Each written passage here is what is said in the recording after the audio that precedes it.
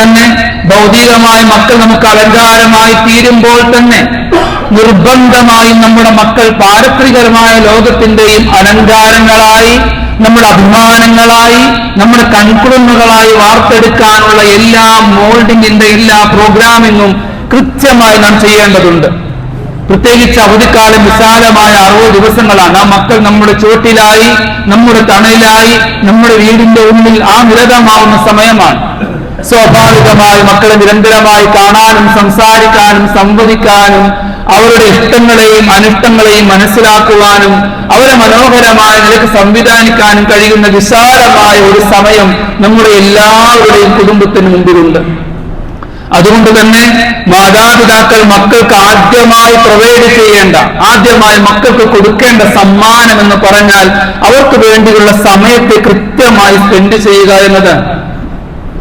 എല്ലാ മാതാപിതാക്കളുടെ മുന്നിൽ തന്റെ പ്രിയപ്പെട്ട മക്കളെ കിട്ടുമ്പോൾ നിങ്ങൾക്ക് അവർക്ക് കൊടുക്കാൻ കഴിയുന്ന ഏറ്റവും വലിയ സമ്മാനം എന്ന് പറയുന്നത് അവർ കൊടുക്കാൻ കഴിയുന്ന സമയത്തെ കൃത്യമായി മക്കൾക്ക് വേണ്ടി മാറ്റിവെക്കുക എന്നതാണ്.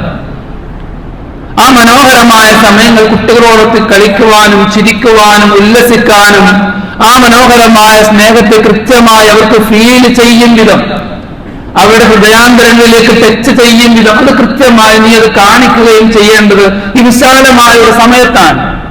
മറ്റുള്ള വിദ്യത്തെ സംബന്ധിച്ച് രാവിലെ സ്കൂളിൽ പോകുന്ന തിരക്കിലാണ്, വൈകുന്നേരം വരുമ്പോൾ കളിവിനോദങ്ങളുടെ പുറത്തുള്ള സമയമാണ്, പിന്നീട് പഠനത്തിന്റെ സമയം, പിന്നെ വിശ്രമത്തിന്റെ സമയമാകുമ്പോൾ പക്ഷേ എല്ലാ മാതാപിതാക്കൾക്കും അത്രമേൽ സമയം അവർക്ക് വേണ്ടി ചിലവഴിക്കാൻ കഴിഞ്ഞുകൊള്ളണമെന്നില്ല. മറിച്ച് അതുകൊണ്ട് ഈ കിട്ടുന്ന വിനോദത്തിന്റെ മനോഹരമായ വിശ്രമത്തിന്റെ അവധിക്കാലത്ത് മാതാപിതാക്കൾ മക്കൾക്ക് കൊടുക്കേണ്ടത്, അവരുടെ ഏറ്റവും വലിയ പ്രയോറിറ്റിയായി നൽകേണ്ടത് വാല്യുബിളായ സമയത്തെ മക്കളോടൊപ്പം തന്നെ ചിലവഴിക്കുക എന്നതാണ്. ആ സമയത്തെ കൃത്യമായി അവരിൽ ചിലവഴിക്കുമ്പോഴാണ് തന്റെ മകൻ ആരാണ്, അവന്റെ ഇഷ്ടങ്ങൾ എന്താണ്, അവന്റെ ആഗ്രഹങ്ങൾ എന്താണ്. അല്ലെങ്കിൽ എന്റെ പ്രിയപ്പെട്ട മകൾ 15 കഴിഞ്ഞിട്ടുണ്ട്, 13 കഴിഞ്ഞിട്ടുണ്ട്, 18 കഴിഞ്ഞിട്ടുണ്ട്, അവരുടെ ഇഷ്ടങ്ങൾ എന്താണ്, അവരുടെ ആഗ്രഹങ്ങൾ എന്താണ്, അവരുടെ മോഹങ്ങൾ എന്താണ്, അവൾ കാണുന്ന സ്വപ്നങ്ങൾ എന്താണ്, അവരുടെ ചങ്ങാത്തങ്ങൾ എങ്ങനെയാണ്, അവരുടെ പെരുമാറ്റ രീതികൾ എങ്ങനെയാണ്, അവർക്ക് എന്താണ് ഞാൻ കൊടുക്കേണ്ടത്, എന്താണ് വാങ്ങേണ്ടത്, ഇതെല്ലാം കൃത്യമായി ഒരു മാതാപിതാവ് എന്ന നിലക്ക് കാര്യ ഗൗരവത്തോടുകൂടി മാതാപിതാ രക്ഷകർത്തത്വം കൃത്യമായി കാണുന്ന ഒരാളെ സംബന്ധിച്ച് ഇതിനെല്ലാം ഉതകുന്നതാണ് ഈ മനോഹരമായ വിശ്രമ സമയം. അത് ഒന്നാമത്തെ കാര്യമാണ്.